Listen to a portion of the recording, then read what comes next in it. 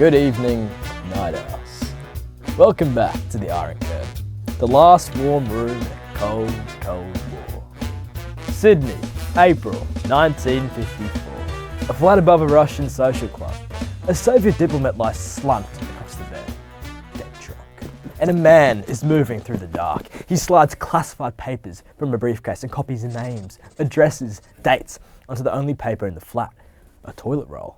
And then back to bed, check the diplomat is still breathing, and back to the briefcase. And by dawn, 40 names of Australian citizens, and nothing left of the roll but the cardboard tube.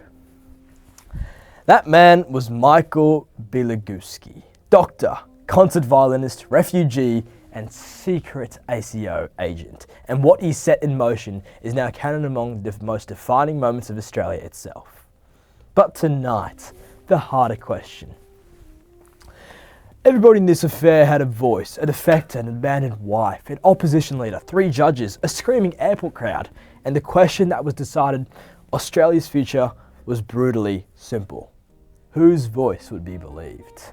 With me tonight, Foreign Affairs man Jeffrey Yu. A pleasure, Avi, because when the Petrov spoke, this country split over whether to believe a word.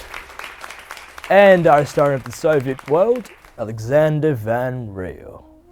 Good to be here. But I warn you, in this story, even the champagne is working for something. Alexander, why did this matter so much? Because in 1954, the Cold War was at a boiling point. The great powers weren't shooting at each other, they were listening, and Soviet intelligence was operating right here, out of the embassy in Canberra. And Petrov was no clerk. On paper, third secretary. In truth, the resident. The head of Soviet intelligence in Australia. His wife Evdokia, MV22, with a cipher specialist handling Moscow's most secret cables. Then why turn? Fear.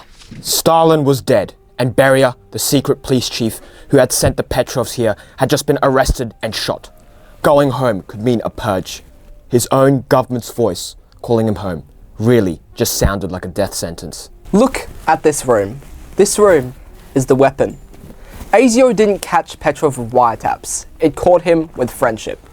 Bielogusky, the violinist, spent 2 years befriending him.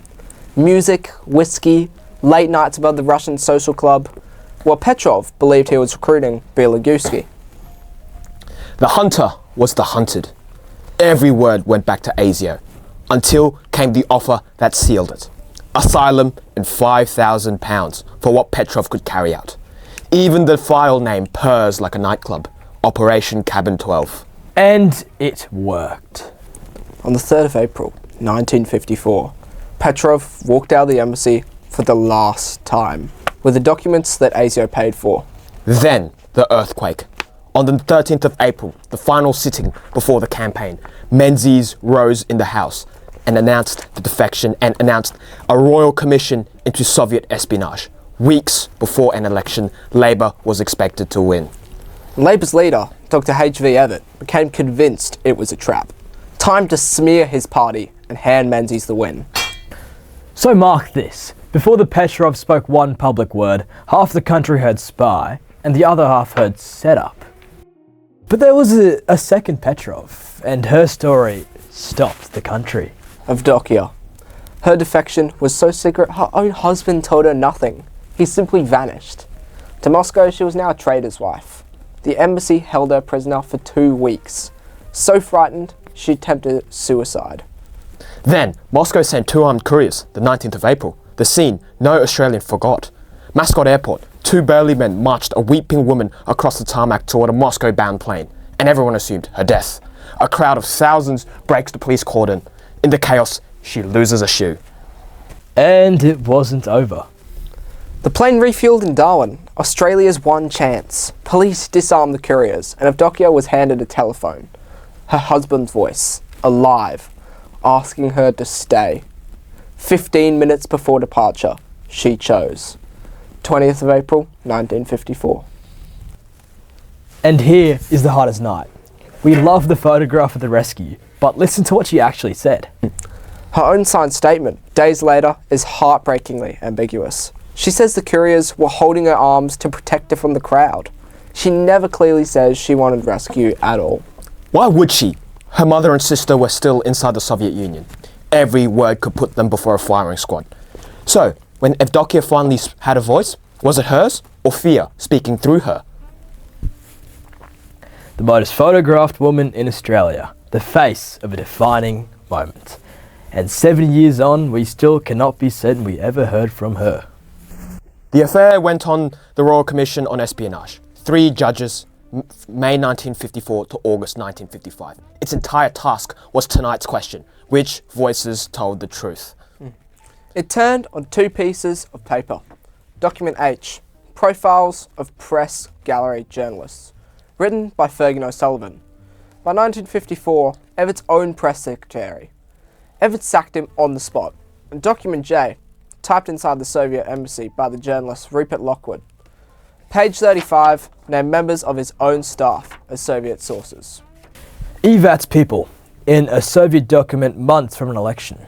And here, Everett's voice becomes the loudest and the most self-destructive. A former High Court judge, he appeared personally as counsel, cross-examining ASIO officers, arguing page 35 was a forgery built to destroy him, down to the staple marks. The bench lost patience. Justice Littlewood, quote, "We are told to inquire into espionage. We are not here to inquire into this alleged conspiracy against the Labour Party, which I say is fantastic," end quote. Evdokia testified she had watched Lockwood type the document. The judges withdrew Everett's leave to appear. And then he does the thing history never let him live down. He asked the Soviet Foreign Minister Molotov whether the documents were forged. He asked the Soviet Union whether the Soviet Union runs spies in Australia. Molotov replies, all forged. And Everett reads Moscow's denial aloud in the House as though it settles the question. The chamber erupts in laughter. Menzies' verdict was withering. You may treat your opponent as a crook, but it is a blunder to treat him as a fool. September 1955. The Commission rules the papers genuine, declares Petrov's witnesses of truth, and finds the embassy ran espionage in Australia for years. And yet, not one person was ever prosecuted. No law quite fitted, and a secret kept for decades. The strongest evidence came from decrypted Soviet cables. Using it in court would have told Moscow its codes were broken. The voices could have proven the case had to stay silent. Historians fought over this for decades. Was Evat right? And here's the rub. The sources themselves are voices, and not one is neutral. Bielagus's memoir cast himself as the hero. Nest of Traitors pressed the conspiracy case. And Petrov's own book, Empire of Fear, ghost-written by an ASIO officer. They had one chance to speak in their own words, and even that voice was borrowed. Which is why Robert Main's archival study matters. It demolishes both camps. The defection was genuine. Menzies actually suppressed the accused names during the campaign. But the story was inflated too. Real espionage. No grand spying. Main's verdict. Without Bielagusky, no defection. Without Everett, no affair. So the scandal that reshaped the nation was less about what the Petrovs said and more about how everyone chose to hear it. The Petrovs vanished into suburban Melbourne under new names, the 2 most famous voices in Australia, living out their lives in enforced silence. Vladimir until 1991, Evdokia until 2002. And Everett's crusade tore his own party apart. The Great Split of 1955. The DLP, 18 years in the wilderness. Labour did not govern again until 1972. That is why this is a defining moment. One night in April redrew Australian politics for a generation. The judges believed the Petrovs. History mostly believes them, but a nation that watched a frightened woman dragged across the runway and heard Moscow's denial read in its own parliament had to decide for itself which voice to trust. In the Cold War, the truth was rarely the hardest part, but being believed, now that was everything. Because the loudest voice in the room, night owls, is not always the one history hears. This has been the Iron Curtain. Now be careful who you drink with.